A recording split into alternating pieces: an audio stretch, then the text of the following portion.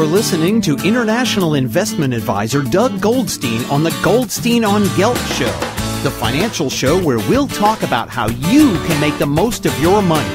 With all the confusing financial chatter bombarding you each and every day, Goldstein on Gelt will give you the practical information you want and need about living a financially stable life. Here's your host, money maven Doug Goldstein. We are back. We are talking to Benjamin Zander, who is a Jewish-American conductor from Britain.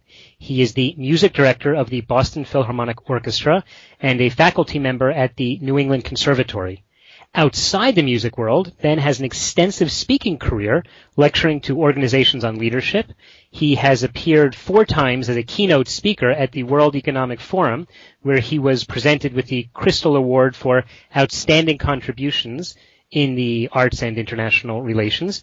His book, The Art of Possibility, co-authored with his partner, psychotherapist Rosamund Zander, has been translated into 17 languages. I have to say that the way that I first was introduced to Ben Zander was from his book, when one of my associates in America, the president of an investment company there, read the book, said it was so fantastic that he bought copies for the whole company and sent it out to everyone as a present.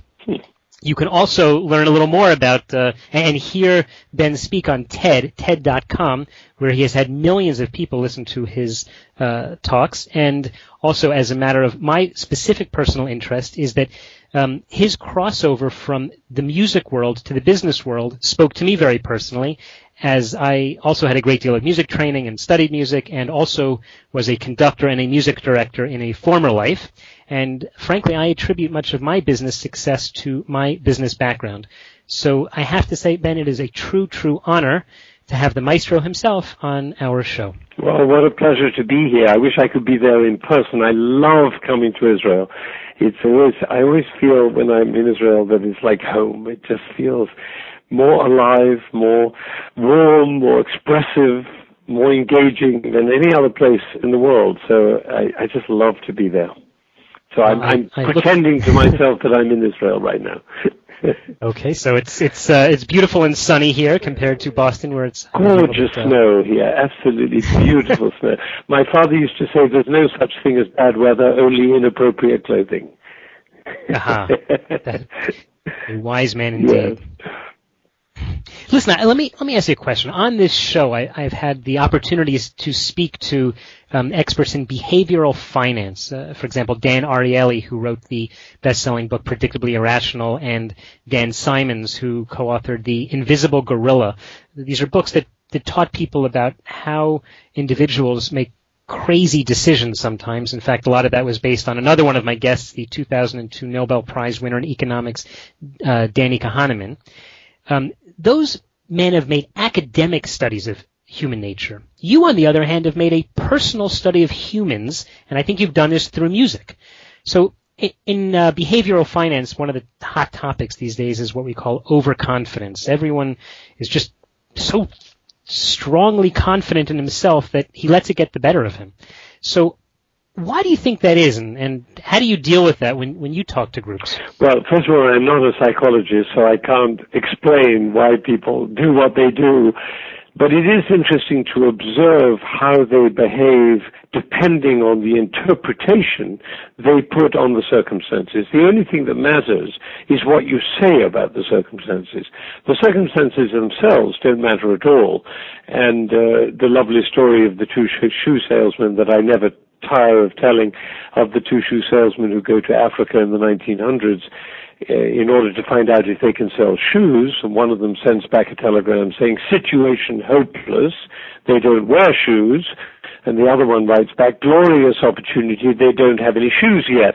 Now, those 2 people are responding to the identical circumstances, and that's a very important thing to recognize, that what we must distinguish in order to be effective is what is, the circumstances that are in front of us.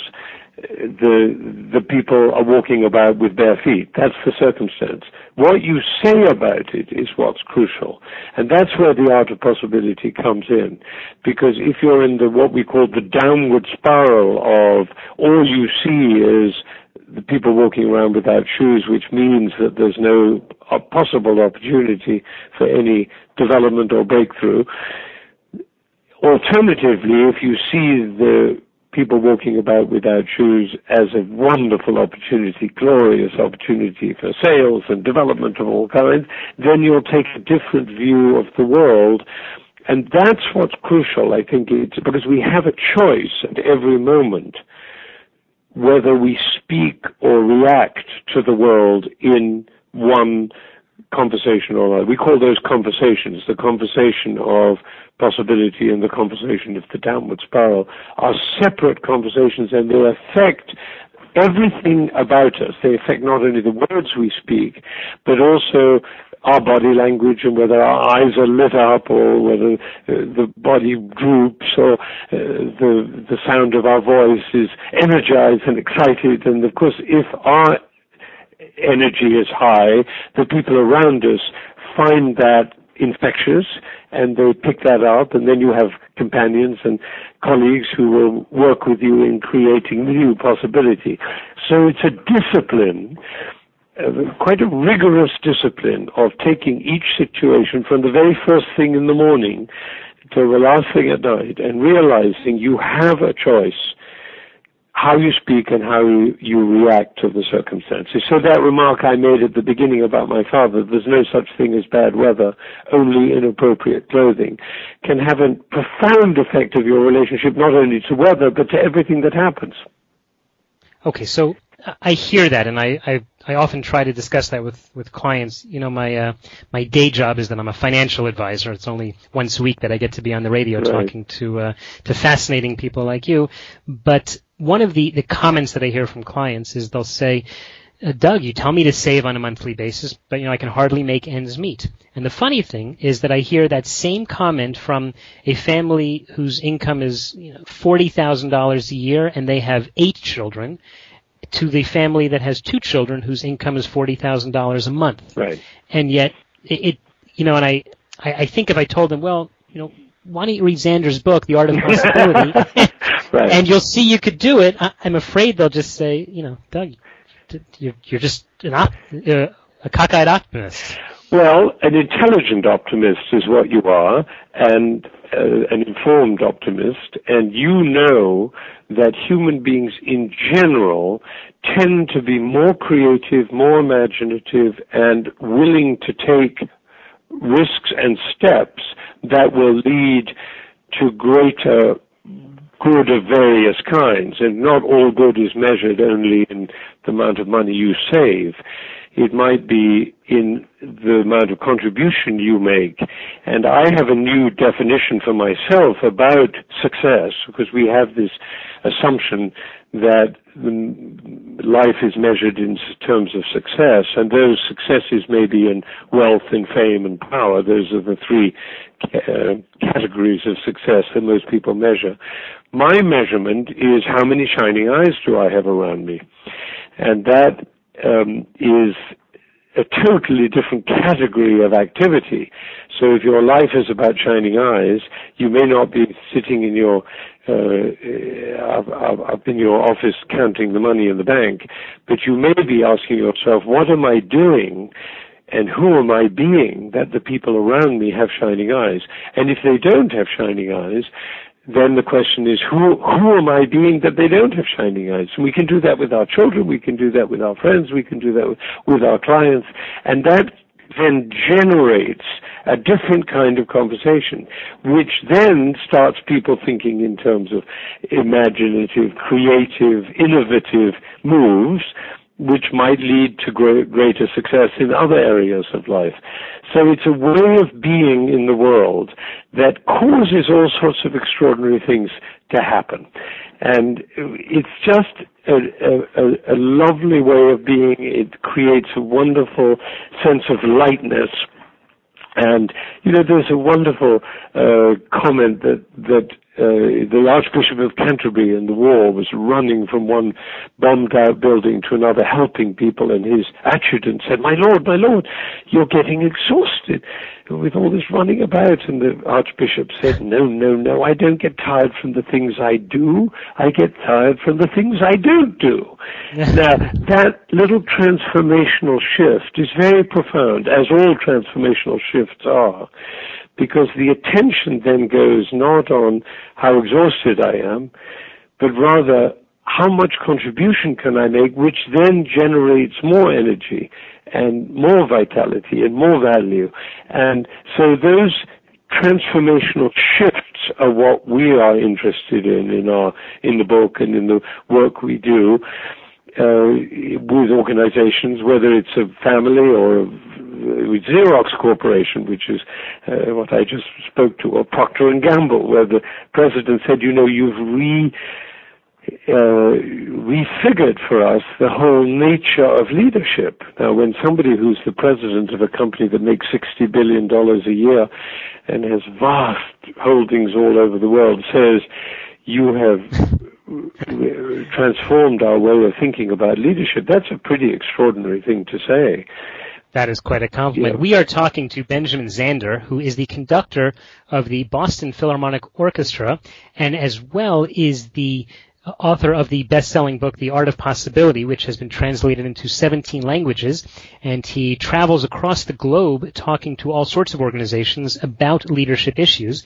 We've been talking a little bit so far about goal setting, and I'd like to follow through on this a little more. I speak to my clients a great deal about setting goals, normally we talk about long-term goals and then working our way back to the shorter-term tasks which you need to do in order to achieve those goals.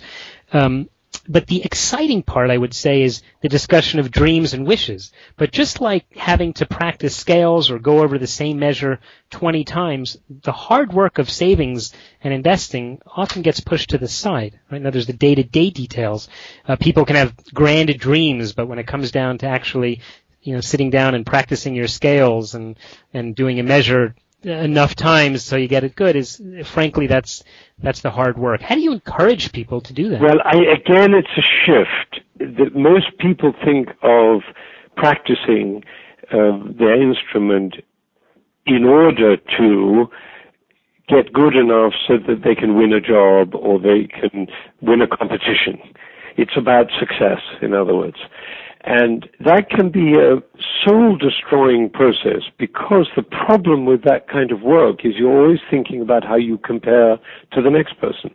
And you're always looking over your shoulder and worrying, am I doing as well as my competitors? In the world of possibility, you're not practicing for a competition.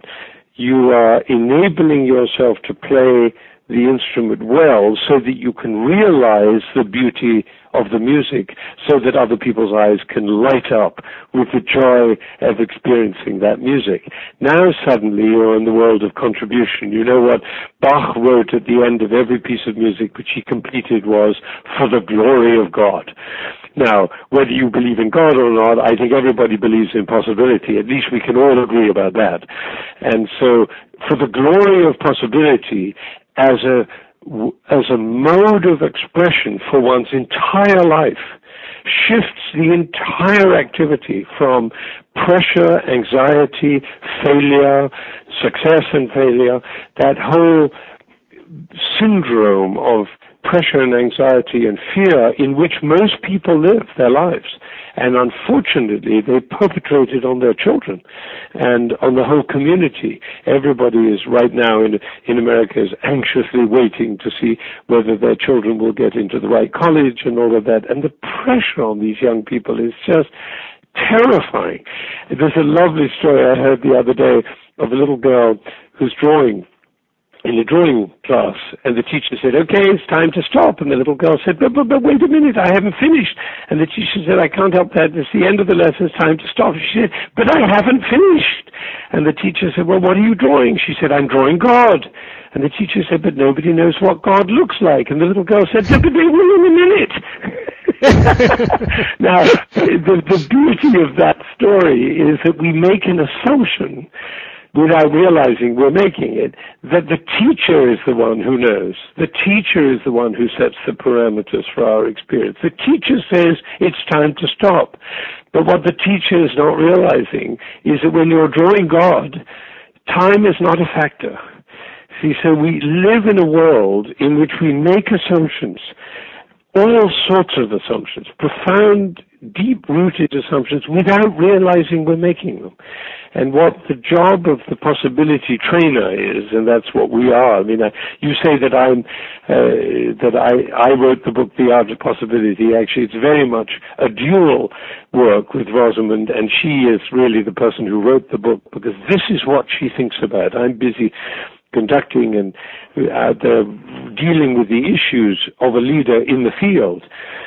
And she's thinking about these fine distinctions between the little girl who has the truth. She really has a certain truth at her disposal. And we all laugh at that story because we realize, yeah, of course, how stupid we are. It's like the two old gentlemen sitting next, watching the sunset, and one of them says, "How's your wife?" And there's a long pause while he puffs on his pipe, and then he finally says, "Compared to what?" Now, again, it's an assumption that you ask a question, "How's your wife?" You have a certain category in which that question should be answered, and he answers it in a different category. And it's so much of humor is about shifting the categories like that. And we're very unaware as we go through life of the rigidity of our thinking based on assumptions that we don't even realize we're making. And that's the way out of the box. People always say, how do we get out of the box? The answer is we ask this question: what assumptions am I making that I don't know that I'm making, that give me what I see, and what can I invent that I haven't invented that will give me a new view, new choices, all sorts of new possibilities that I'm not aware of? And that's the art of possibility. It's the art of moving out of the rigidity of the assumptions. And that is a truly new perspective that we are hearing on the show. Maestro Benjamin Zander, I am very sorry, but we're just running out of time now, but maybe just the last few seconds you could tell people, how can they learn more about what you're teaching? Where's the best place for them to find more information? Well, the book is a very good place to go because it's a very thorough exploration of the practices that we need to do, or that we can do, in order to get from the downward spiral way of thinking into possibility. It's called The Art of Possibility. It's available everywhere. It's available online. And that's the best place to go. My little talk on TED is a very brief exploration of how this works in the music world, because what I say is that every single human being loves classical music. They just don't know about it.